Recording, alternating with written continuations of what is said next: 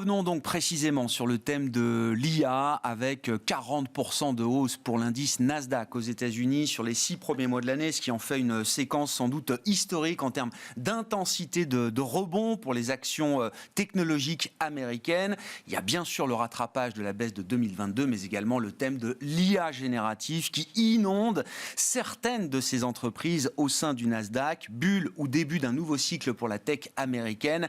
Quelle est la profondeur de ce thème d'investissement autour de l'intelligence artificielle pour des investisseurs en quête de phénomènes de disruption? Nous en discutions la semaine dernière avec Jean Edounerea, gérant chez Quadrille Capital.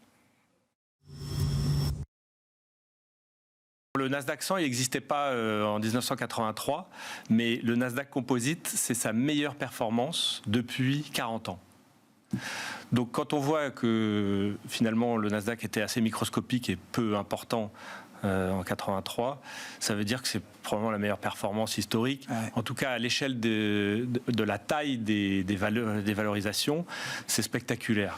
On va voir le graphe que vous nous apportez effectivement sur cette décomposition de la hausse du Nasdaq. Alors non, on ne voit pas le graphique, mais c'est bon. Ce qu'il faut comprendre dans la performance du Nasdaq, c'est que c'est voilà.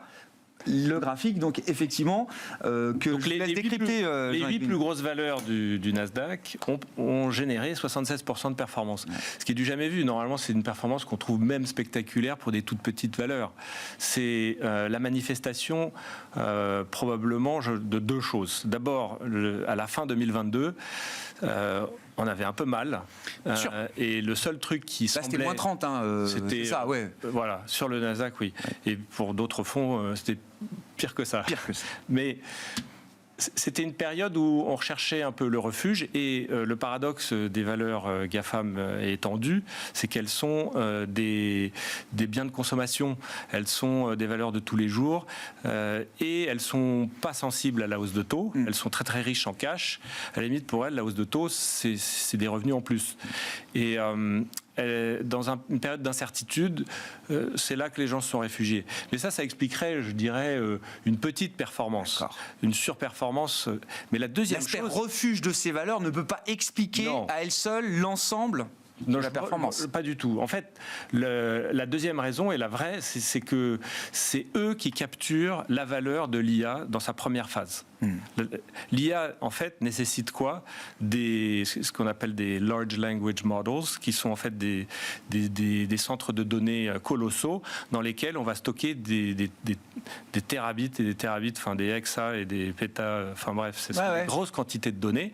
Il faut les traiter et ça coûte très très cher. Une seule puce Nvidia, elle coûte aujourd'hui, un H100 coûte $40,000 et il faut en mettre 20 000 à 30 000.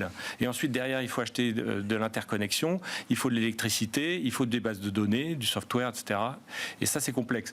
Mais la première phase de l'IA, c'était ça. Et je pense qu'on arrive peut-être... Enfin, on a déjà commencé le deuxième rang, mais je pense qu'on va se concentrer sur le deuxième rang à partir de maintenant. Ouais. Si on reste sur le premier rang, moi ça m'intéresse parce que la question c'est bulle ou nouveau cycle. Que le marché a eu raison de commencer par ce groupe de valeurs, donc ça paraît tout à fait légitime, vous dites, et le marché a eu raison de le faire, Jean-Edouin. Combien d'années je sais pas, de chiffre d'affaires on a capitalisé là avec cette progression de ce groupe de valeurs?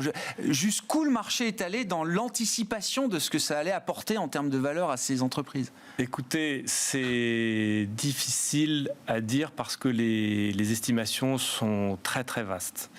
Il y a des gens qui sont encore très sceptiques et d'autres qui donnent des trillions de valeurs à l'impact de l'IA sur l'économie.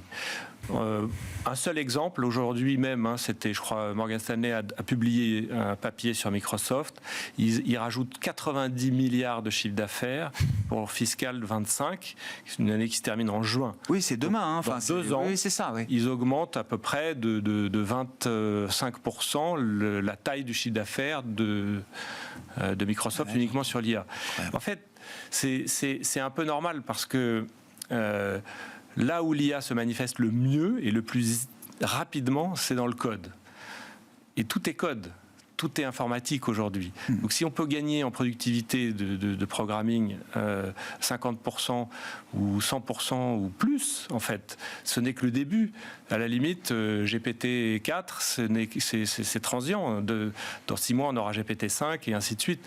Et je vous passe les gens qui s'inquiètent de la puissance excessive, parce que ce sont des outils qui ne sont pas uniquement de calcul, ce sont des outils de créativité. Donc ils inventent des solutions à des problèmes. Il y a des... C'est un débat, hein. Moi j'écoute, alors j'essaye de comprendre et d'écouter ce qu'il dit. Luc Julia, il dit c'est pas de l'IA créative. Hein. Ils sont pas tous sur l'idée. Ça dépend. Si vous regardez enfin je sais pas, dans les médias par exemple, on arrive à faire des choses très imaginatives. Mais juste dans le monde du code, il y a, je crois, 7 algorithmes fondamentaux. L'un d'eux, c'est la classification. L'autre, c'est le hashing, c'est le calcul. Il y a il y a des labos qui racontent qu'ils ont déjà, en 6 mois, pour la première fois peut-être depuis une vingtaine d'années, augmenté de 30% par la seule créativité du GPT. C'est pas eux qui l'ont fait. Donc c'est puissant. On va voir. En tout cas, le deuxième rang là où c'est très investissable d'ailleurs, parce que j'ai envie de dire... Et plus on descend en termes de rang, plus c'est difficile d'investir, hein, c'est ça. Mais premier rang, les méga caps, les GAFAM. Deuxième rang, alors, qu'est-ce que les vendeurs de rails et de traverses à cette révolution industrielle, qui sont... alors évidemment, il y a les semi-conducteurs. On a tous entendu parler d'NVIDIA, et puis ils ont quelques cousins, comme AMD ou Intel ou TSMC, qui ne sont pas les moindres. On peut aussi descendre dans les bases de données. Dans le Disruption Fund, on est très investi dans MongoDB, qui est un spécialiste du texte. On peut prendre des généralistes comme Microsoft encore ou Oracle, qui a eu assez peu de la faveur des investisseurs pendant un certain temps, mais qui aujourd'hui, il se trouve, avait de l'excédent de capacité dans son cloud et donc en a bénéficié très récemment. On peut regarder aussi Snowflake, qui fait des clouds dans le cloud, des espèces de sous-clouds sur mesure pour des données ultra hétérogènes, complexes, et qui permet aussi probablement dans un avenir très très proche d'améliorer les modèles. Mais voilà, ça c'est semi-conducteurs, base de données, et puis je pense il y a un secteur qu'on appelle DevOps, qui veut dire Development Operations. Bon, ce sont des sociétés. La plus connue, c'est GitHub. Elle a été rachetée par Microsoft. Il y a GitLab, celle-ci on a en portefeuille. Il y a Atlassian, c'est un peu connu aussi. Ce sont des partages, des gens qui travaillent ensemble pour coder ensemble, et on fait des ajouts et on fait du puzzle et on améliore en équipe. Alors il y a ceux qui disent que ça va justement subir la gain de productivité des outils de GPT, et d'autres qui pensent qu'au contraire, on va en avoir beaucoup plus besoin, on va avoir besoin de partager encore plus. Moi, je suis de toute façon dans le camp que il faut des données, et pour les données, il faut des bases de données et des semi-conducteurs. Donc on est à fond sur cette thématique. Et après, il y a le troisième rang. Ouais, c'est ça. Au-delà du premier rang et du deuxième rang, qui sont les cercles un peu évidents, effectivement, enfin, en tout cas pour des investisseurs spécialisés comme vous, de l'impact positif que va avoir le GPT, l'IA générative. Qu'est-ce qui vient ensuite? C'est quoi les cercles suivants sur lesquels peut-être que les convictions sont un peu plus balancées? J'en sais rien aussi. Oui, ce qui vient après, c'est beaucoup plus fondamental. C'est ce qu'on appelle la deep tech. C'est de la tech fondamentale. Pourquoi? Parce que, comme je disais, le code gagne en productivité, et toute la recherche fondamentale, c'est du code aujourd'hui. C'est de la simulation et de la modélisation.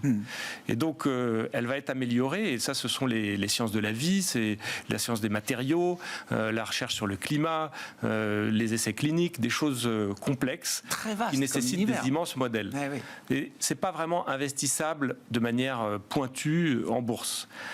En revanche, il y a un de ces segments qui s'appelle l'informatique quantique, qui est, je pense, à 1 an, 2 ans de sa bascule similaire à celle de l'IA, de GPT. Pourquoi? Parce que ces avancées se font énormément avec de la simulation en code, et que, en plus, c'est extrêmement synergistique avec l'IA. Parce que toute l'informatique depuis 60 ans, elle est linéaire et déterministe. elle fait du calcul, je sais pas, de la physique newtonienne.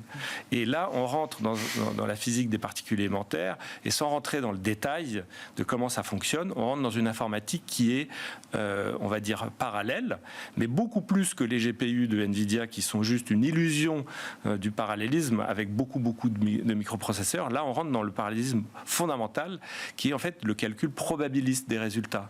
Donc on va pouvoir traiter beaucoup plus de données, des données colossales, telles que j'aime bien utiliser l'exemple du climat, et en même temps, on va réduire le champ des possibles, on va atterrir sur une probabilité 90% de pas 3 degrés sur Terre, et ensuite on passe le relais à l'informatique classique qui va affiner les calculs avec précision. Et en fait, les deux viennent complémenter une sorte de super IA, et c'est vrai que ça peut faire peur, mais il y a vraiment des bénéfices associés à la vie sur Terre, que ce soit dans les matériaux, la santé, la longévité de la vie, etc. On peut faire beaucoup de choses avec cette révolution, et donc je suis investi dans des petites sociétés telles que IonQ qui D'accord. Sont, voilà, dans le... Donc ça, c'est des... Parce que j'allais dire, vous me parlez du super informatique de demain, informatique quantique, on va retrouver forcément du Microsoft, et oui, du Microsoft, Alphabet, Hitachi, Honeywell, il y a des groupes industriels moins connus qui font ça aussi. IBM est dedans depuis le début. Mais il y a aussi ça c'est grâce à la bulle de 2021. Donc il y aura quand même des disrupteurs. Enfin, il y aura, parce que ces groupes-là, si c'est le retour d'IBM, tant mieux. Moi, je serais ravi que IBM revienne avec un... Alphabet a déjà annoncé Alphabet. Des grands progrès. Ouais. Pour l'investisseur boursier, ça va pas nous changer grand-chose, quoi. C'est toujours les mêmes, quoi, en fait. Mais non, il y a quand même des nouveaux acteurs qui vont arriver dans ces marchés-là. C'est pour ça que quand on dit que ces GAFAM ont trop monté, il faut tenir compte du fait qu'elles ont toujours la main sur l'innovation. Mais il n'y a pas que eux, et puis c'est pas grave, en bourse vous pouvez investir dans des sociétés plus petites qui, même si elles finissent par se faire racheter, les gens qui ont investi dans OpenAI, créateur de GPT-4, ils sont rentrés, en 2019 ça valait 1 milliard, et en 2022 ça valait 29. Donc il peut se passer des choses, on n'est pas voué à l'échec juste parce que c'est petit. Non, et puis au contraire, partant de petit, la croissance ne peut être que plus spectaculaire. Il faut faire attention, pas acheter n'importe quoi. Bien sûr. Mais moi je mise un peu là-dessus, mais c'est anecdotique. Je veux dire, c'est 2% du fonds. Le thème de l'IA, évidemment, qui restera peut-être le grand thème de cette année 2023. Jean-Edwin Réa, gérant chez Quadrille Capital, spécialiste de l'investissement dans les phénomènes de disruption, a été l'invité de Smart Bourse la semaine dernière dans le quart d'heure thématique de l'émission. Voilà pour cette édition de Smart Bourse de la mi-journée. On se retrouve évidemment à 17h en direct sur Bismart.